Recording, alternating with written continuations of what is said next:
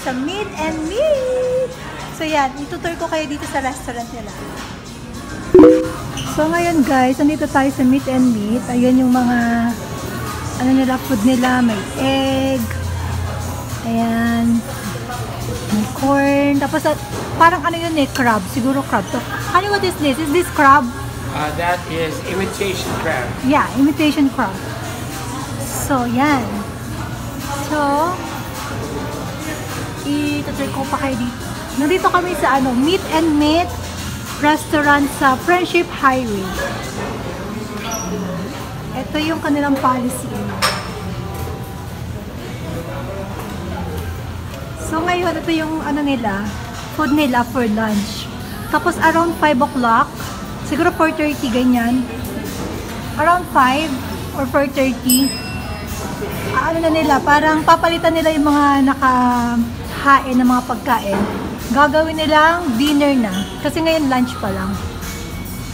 Kahit nasabihin natin 4 o'clock, ngayon nasa 4 yung oras natin, para sa kanila lunch pa rin yun. So meron tayo nito.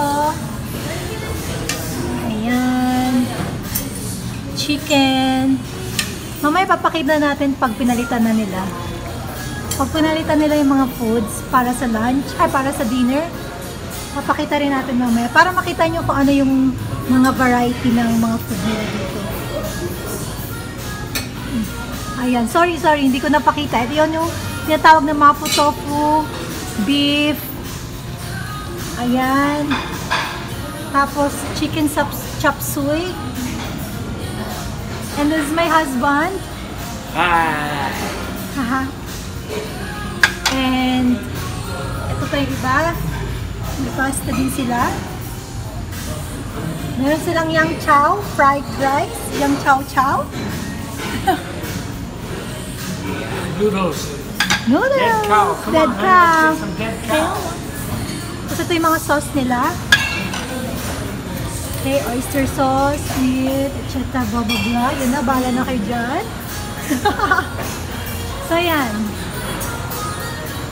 Meron din silang dessert. Ayan, nasa ano sila, tabing kalsada. Meat and Meat.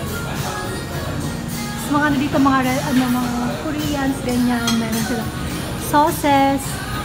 Meron silang foods, veggies. So, yan guys.